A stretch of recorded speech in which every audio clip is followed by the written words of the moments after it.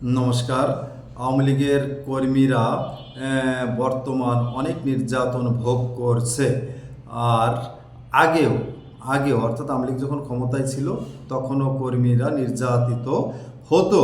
এই প্রসঙ্গে আপনাদের মাঝে কিছু বলার চেষ্টা করছি। আপনারা জানেন 2024 সালের 5ই আগস্টের পর থেকে বাংলাদেশের আওয়ামী লীগের নেতাকর্মীদের নামে মামলা হামলা অব্যাহত রয়েছে।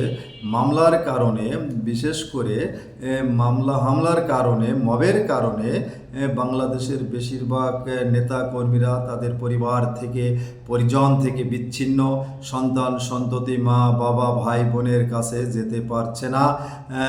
যাদের টাকা পয়সা আছে তারা অনেকে হয়তো দেশের বাইরে চলে গেছেন, অনেকে আত্মগোপনে আছেন, কেউ কারাগারে আছেন। কিন্তু যারা প্রকৃত আওয়ামী লীগের কর্মী, তৃণমূলের কর্মী, যাদের অর্থনৈতিক অবস্থা ভালো না, তারা পড়েছে এক মহা বিপদে।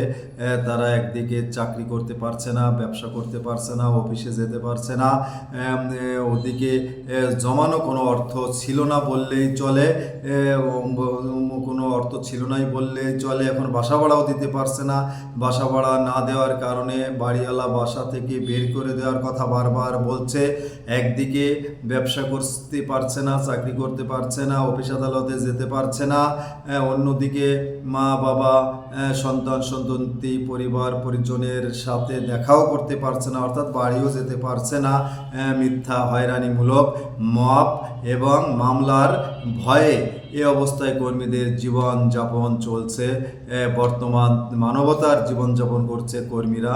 এই কর্মীরাই মাঠে বর্তমান তাদের প্রিয় আপাকে দেশে ফিরিয়ে আনার জন্য, আওয়ামী লীগকে পুনর্বাসন করার জন্য চেষ্টা করছে। শত কষ্টের ভিতরও আওয়ামী লীগ ক্ষমতায় থাকতেও এই কর্মীরা নির্যাতিত ছিল, বিভিন্নভাবে নির্যাতিত ছিল।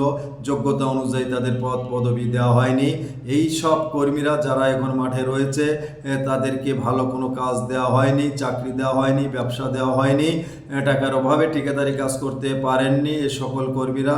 এবং ব্যাংক মর্গেজ না থাকায় ব্যাংক থেকে লোনও পায়নি। সব কিছু মিলে 5ই আগস্টের আগেও কর্মীরা নির্যাতিত ছিল দলীয় নেতা কর্মীদের কাছ থেকেই, কারণ ব্যবসা দেয়নি, চাকরি দেয়নি, ভালো পদ পদবি দেয়নি, আর বর্তমানও নির্যাতিত। অতএব কর্মীরা মানবতার জীবনযাপন করছে।